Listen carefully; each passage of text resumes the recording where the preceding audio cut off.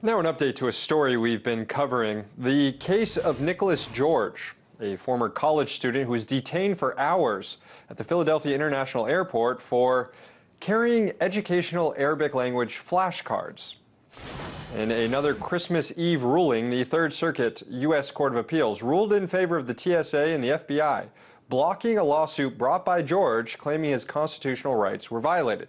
You see, George was studying Arabic for a study abroad program, but was detained, questioned, and even handcuffed for several hours after TSA agents concluded that carrying Arabic language flashcards is suspicious behavior.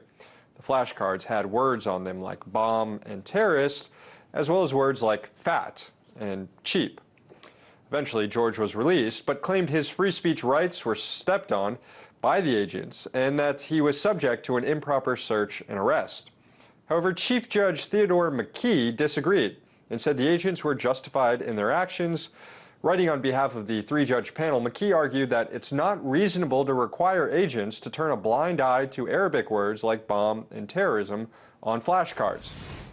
He writes, in a world where air passenger safety must contend with such nuanced threats as attempts to convert underwear into bombs and shoes into incendiary devices, we think that the brief detention that followed the initial administrative search of George was reasonable.